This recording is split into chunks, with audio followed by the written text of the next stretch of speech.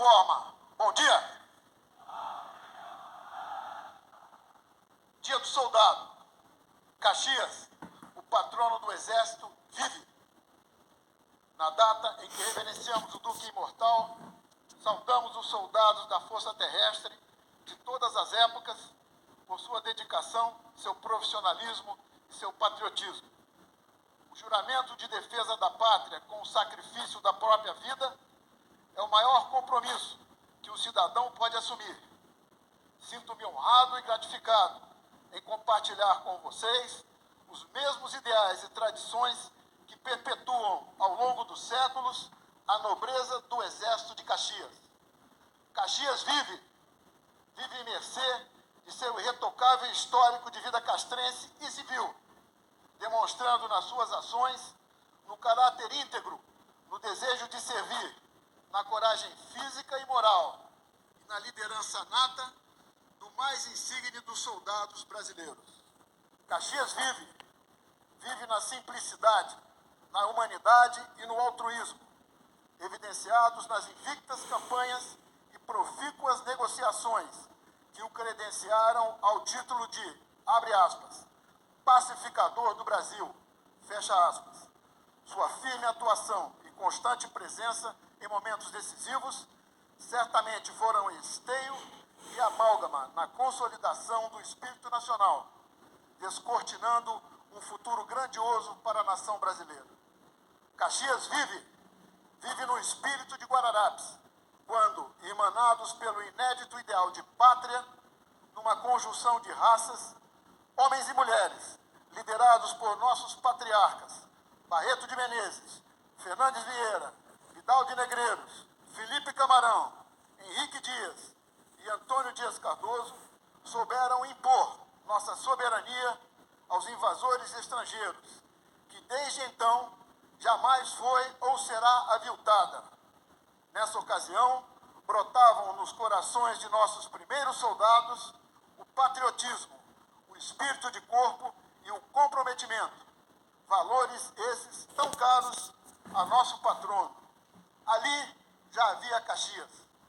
Caxias vive na independência do Brasil, quando o jovem tenente Luiz Alves de Lima e Silva, servindo no batalhão do Imperador, travaria seu primeiro combate, dando mostras de seu destemor. O futuro duque já demonstrava, assim, sua pujante liderança e espírito combativo. E, da mesma forma que Maria Quitéria, primeira mulher a assentar praça em unidade militar em terras brasileiras, participou ativamente nos eventos que consolidaram nossa emancipação. Caxias vive nas vitórias pacificadoras contra as revoltas regenciais e liberais, que ameaçaram a integridade e a paz do Brasil imperial, e no heroísmo dos que o acompanharam e lutaram na Guerra da Tríplice Aliança: Sampaio, Osório, Malé, Vilagã Cabrita, Bittencourt, Severiano da Fonseca e Antônio João, os quais escreveram páginas de glórias e sacrifícios em nossa história militar. Dona Rosa da Fonseca, patrono da família militar, perdeu 3 de seus filhos nessa árdua campanha. Na bravura, no desprendimento e na altivez desses heróis, ecoou a liderança de Caxias, o grande comandante.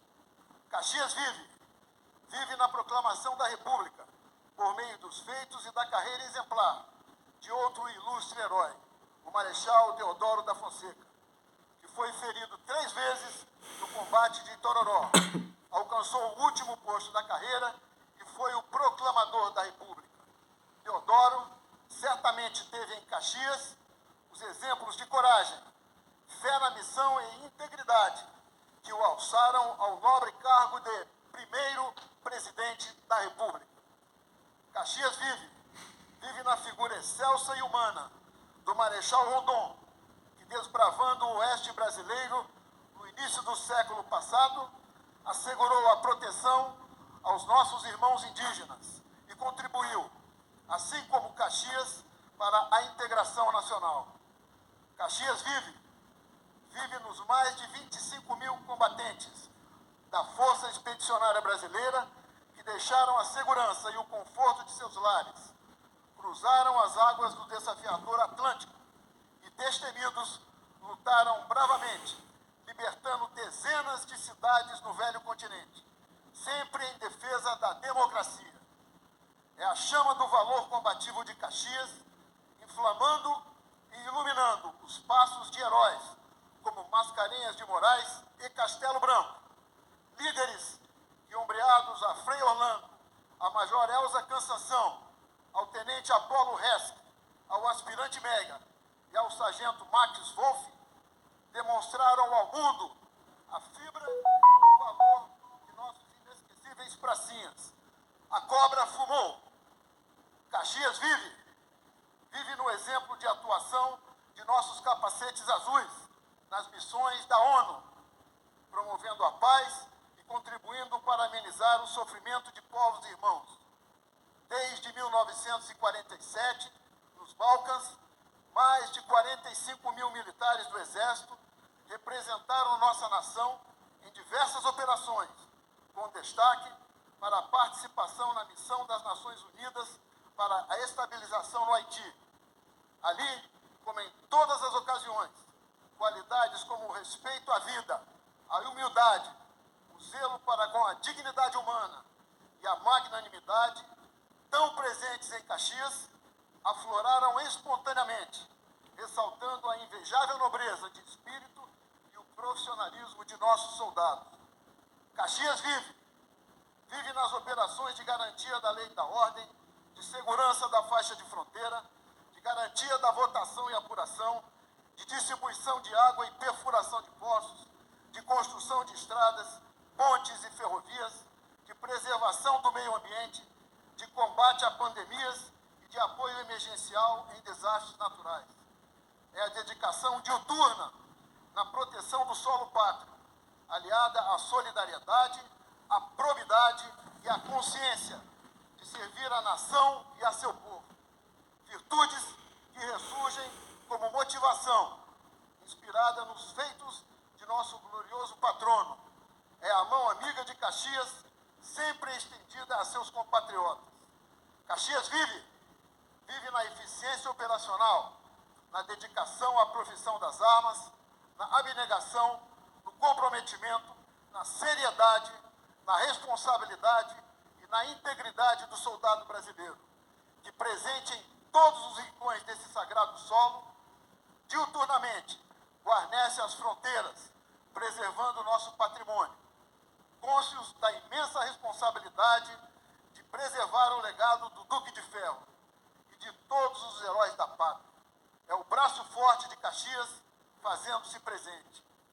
Soldado brasileiro, se em algum momento verdades transfiguradas, notícias infundadas e tendenciosas ou narrativas manipuladas tentarem manchar nossa honra, na vã esperança de desacreditar a grandeza de nossa nobre missão, lembrem-se de que a calúnia jamais maculou a glória de Caxias. O bravo guerreiro demonstrou que seu coração de pacificador era ainda maior que a formidável têmpera de sua espada invencível. Discípulos de Caxias, mantenham a fé na missão de nossa força. Continuem espelhando-se em nosso patrono, o Marechal e glorioso Duque, sempre firmes e coesos, sob o sagrado mando da hierarquia e da disciplina, para que o Exército Brasileiro, perpétuo defensor dos interesses nacionais, permaneça servindo a nação e seja reconhecido por seu patriotismo vibrante, pela busca da modernidade e pelo eficiente e permanente estado de prontidão na garantia de nossa soberania. Que a legalidade, a legitimidade e a estabilidade continuem como valores centrais, sempre em respeito ao povo e à nossa amada nação. Lembremos que não há liberdade sem soberania, a qual, para ser mantida, necessita de um exército forte, capaz e respeitado. Caxias vive, hoje e sempre, na alma inquebrantável do soldado brasileiro. Sejam muito felizes. Brasil!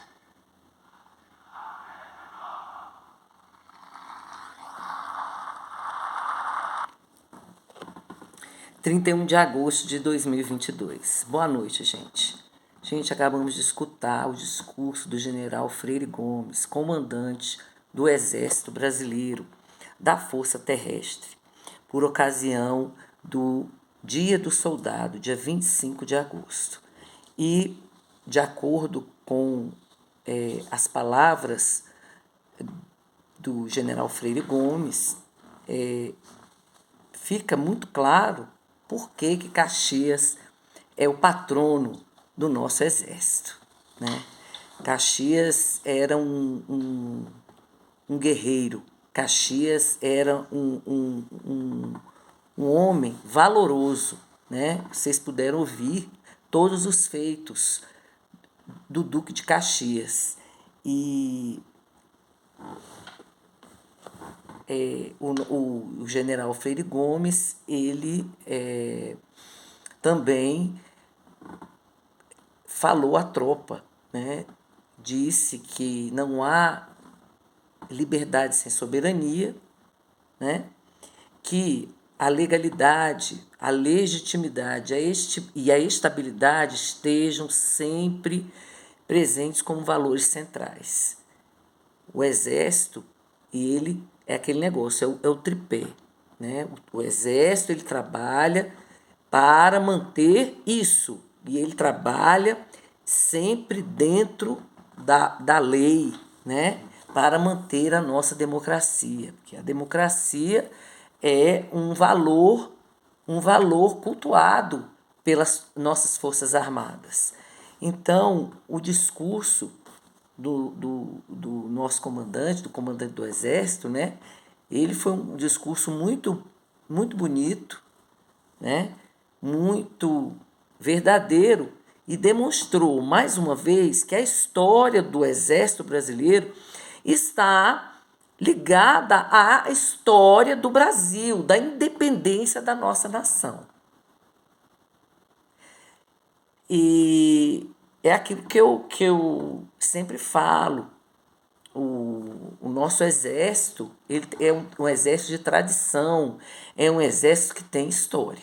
E aqui o general Freire Gomes, ele fez um resumo de toda a história do Duque de Caxias, né? E do nosso exército. Ele demonstrou que o Exército Brasileiro participou efetivamente de momentos muito importantes para a manutenção da nossa soberania e da nossa liberdade e da independência do Brasil, né? Muito bonito o discurso. General, o senhor está de parabéns. Soldado brasileiro, parabéns pelo seu dia, né? Caxias vive hoje e sempre. Gente, eu comecei esse vídeo com esse discurso porque... Coloca aqui na tela, por favor. Hoje, dia do soldado. O comandante do Exército... Preste atenção nisso aqui. Infundadas na ordem do dia, lá no ato do dia do soldado. O comandante do Exército, Marco Antônio Freire Escutem Gomes, bem. Marco Antônio Freire Gomes, ele fez menção a notícias infundadas e tendenciosas e a narrativas manipuladas ao ler a ordem do dia, que é o documento oficial da instituição durante as comemorações do Dia do Soldado em Brasília.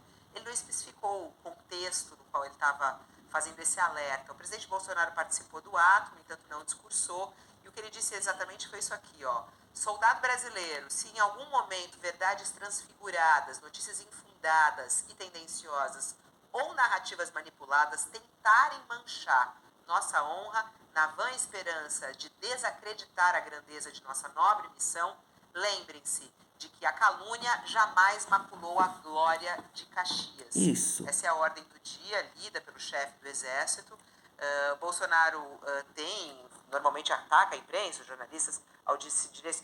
Olha, vocês estão vendo aí o nível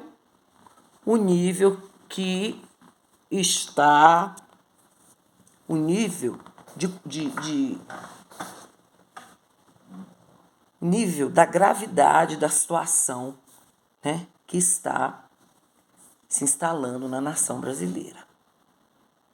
Né? A gente sabe que as nossas Forças Armadas, eu venho sempre falando isso, desde quando eu comecei a fazer os vídeos, as nossas Forças Armadas, elas têm apreço pela democracia. As nossas Forças Armadas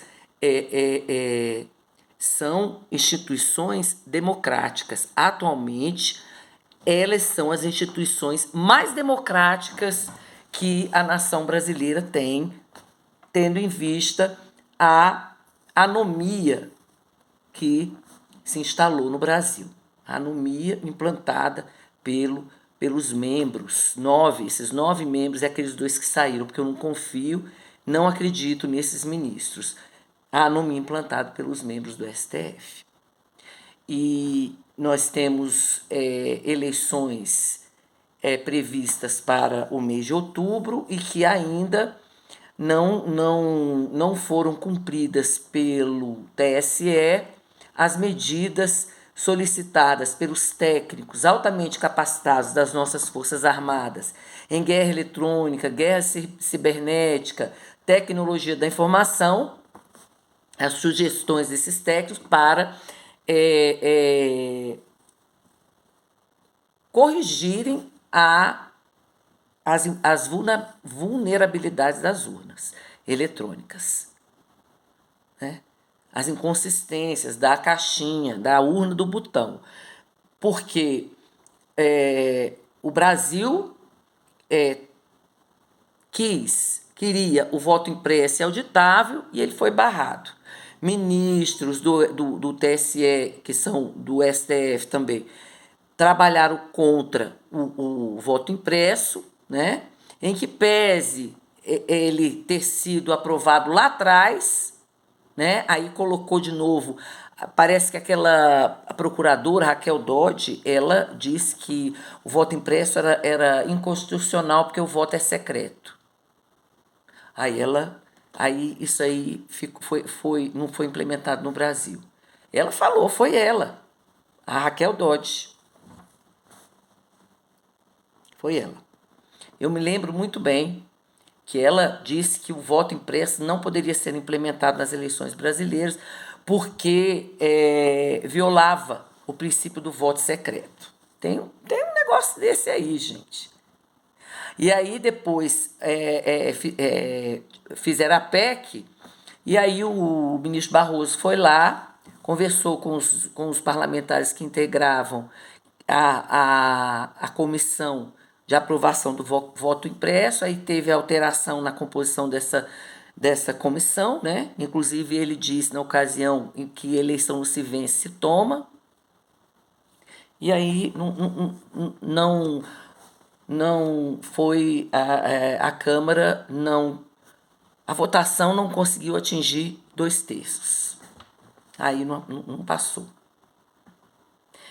Então, nós estamos nesse quadro de anomia. E a fala do nosso general incomodou a moça. Por que será que incomodou? Incomodou pelo seguinte, eu vou direto ao ponto. Incomodou porque, pelo menos eu interpretei desta forma, a fala do comandante da Força Terrestre. Que não importa o que irão falar do Exército Brasileiro. Não interessa. Narrativas, notícias falsas, né? Fake news, as verdades distorcidas, né? Não importa. O Exército estará sempre pronto para defender a soberania, a liberdade e a democracia, né? do nosso país. Eu entendi isso. Mandou um recado para o soldado. Não dê ouvidos para as mentiras, para as notícias torcidas. O que nós estamos vendo hoje? Nós estamos na guerra, numa guerra híbrida, né? Numa guerra híbrida, e uma das formas de se fazer essa guerra híbrida é a desinformação, é a guerra de informações. Então nós temos uma imprensa corrompida, uma imprensa, a velha imprensa corrompida, trabalhando para que seja implantada no Brasil a ditadura de esquerda. É por isso que essa moça se incomodou tanto com o discurso do general Freire Gomes. Eu penso assim, né? Então, nós estamos vendo a velha imprensa divulgar notícias não verdadeiras, torcidas, mentirosas, né? Não tem uma emissora aí que eu disse que é a emissora mais mentirosa que existe? Como é que ela tratou o ex-presidiário? Os dois jornalistas lá, jornalistas, começaram dizendo que ele não deve nada para a sociedade, não deve nada para a justiça. Mentira, deve. Não foi declarado inocente, não foi inocentado, ele foi livrado e depois foi descondenado, através de uma manobra jurídica absurda, anômala, num recurso, depois de 400 recursos, dentro de um habeas corpus, através dos embargos de declaração, que é o recurso mais fajuto, mais vagabundo que existe no direito. Me desculpe a palavra, gente. Isso é uma anomia. E nós estamos com esta pessoa que foi livrada, descondenada, candidata, foi reabilitada pelos membros do STF, reabilitada para concorrer ao cargo de presidente da República. Sendo que, quando ele foi presidente, ele cometeu crimes de corrupção, lavagem de dinheiro, tráfico de influência, não tem isso? Pois é. E, de acordo com a campanha dele, está dizendo que o Brasil merece mais uma vez. Merece mais uma vez. Eu queria saber, merece mais uma vez o quê?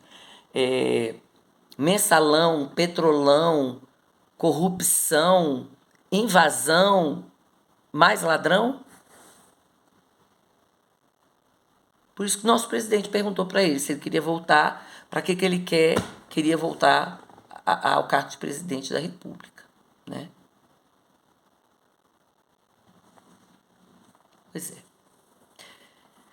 E ainda puxando ainda aproveitando essa parte aí da imprensa corrompida, o último debate que o nosso presidente participou na Band, a gente sabe quem comprou a Band, né?